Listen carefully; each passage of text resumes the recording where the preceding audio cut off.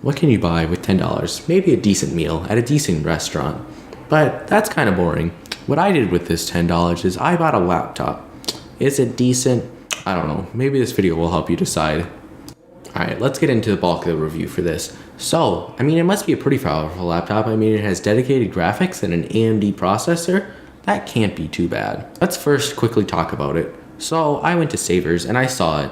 HP Pavilion DV6000. So let's talk about the story behind it. I was at Savers and I saw it. I looked at the top of it to see what the price tag was, and right next to it, it said, "Not tested, might not work." So I decided to turn it on. It'd be worth a try. If it didn't work, I guess I just wouldn't buy it. But if I did, I guess I would. And it did work. So I bought it.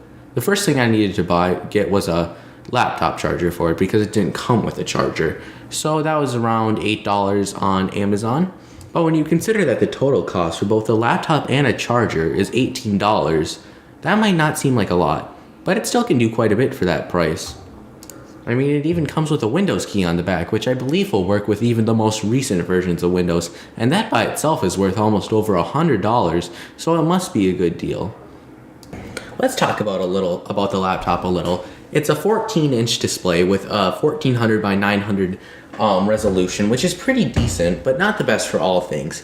Next, let's talk about I/O. On the left side, we have Kensington lock, PS2, VGA, an expansion slot, Ethernet, a phone jack, and a USB port.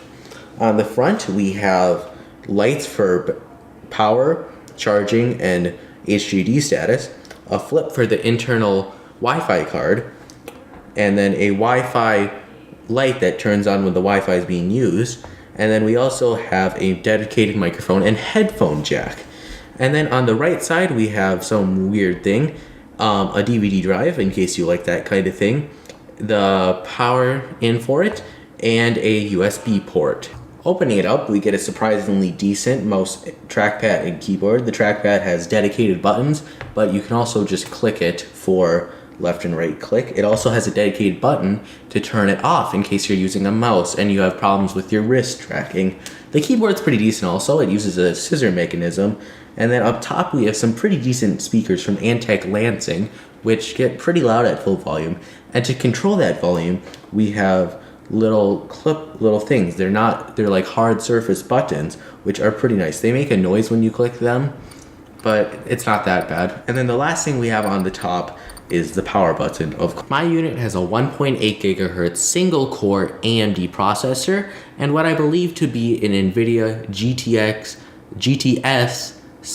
7200 graphics, which is pretty decent. And also powering it for RAM, we have 1 gig of DDR2 SODIMM RAM, and then for storing the Windows 7 that I have installed on it, we have a 120 gig Toshiba hard drive, which gets very loud under use, but so does the entire computer, so it all goes together. So, in order to try and make it run a little bit better, and maybe a little quieter even, I tried opening it up. So, it went pretty decently.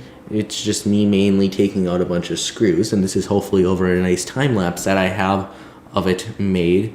And I think for the rest, what we're going to do is just a little montage.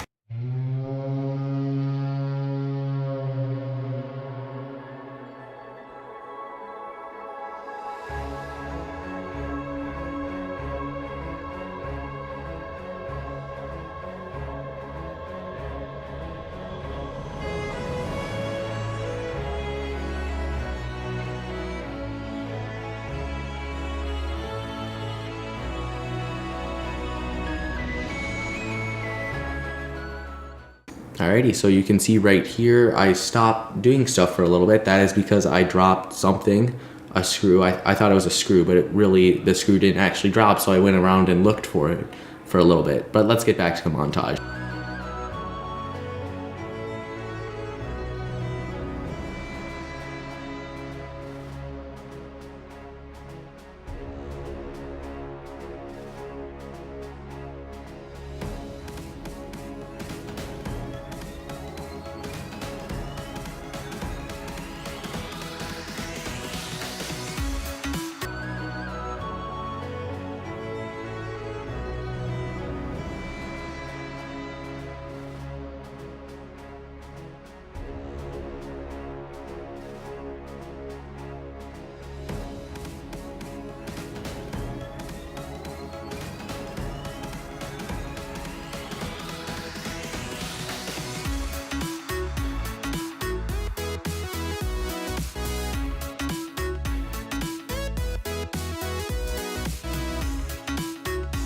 and it didn't work at all. So I later admitted defeat and started putting the screws back on. So let me get back to the montage for that.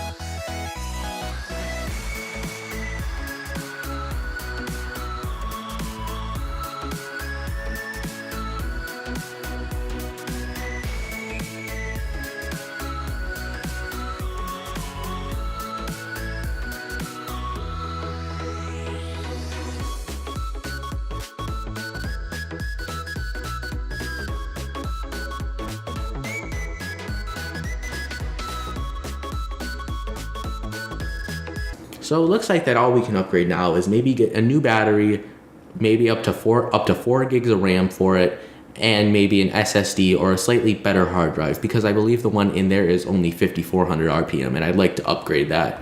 But I think for now it's perfectly fine, and let me hand it over to Pass Me for a little bit of usability stuff. Alrighty, so here we are in the interface. We got Google Chrome right here. We're gonna just try and get that loaded up.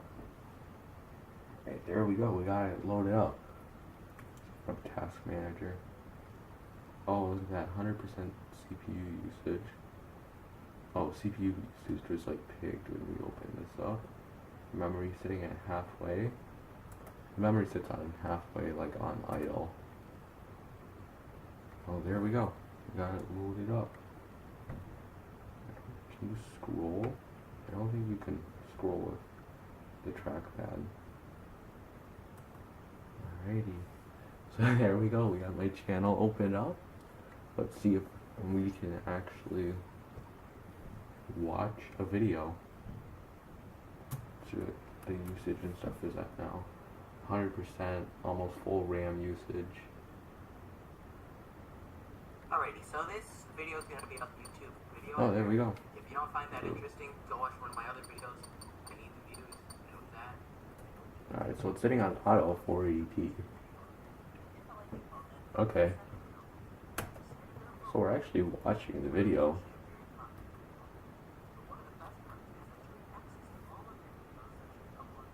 Alright, it's a little slow, but it's actually going pretty decently. This thing has onboard Wi-Fi and everything, so yeah. Alright, I don't know if you can hear it, but... So now that you saw what it can do, should you buy one for yourself? Should you buy your own $10 laptop and then spend another $8 on a charger? Maybe so. I mean, like Pass Me said, it can watch 480p YouTube video, and maybe if you have kids and you just want to get them a nice starter laptop, go ahead and do that. It's perfect. You can do some basic things on it. It's a you can have it as a full Windows computer, and as long as you have some Windows to install on it, or what you could do is you could just download Windows 7 Home from their website and then use it there with the key that's on the bottom. This has been TNT Productions, and I hope you enjoyed me talking about my $10 laptop. If you enjoy videos like this, please leave a like and consider subscribing to your channel, and I hope to see you in the next one. Later, bye.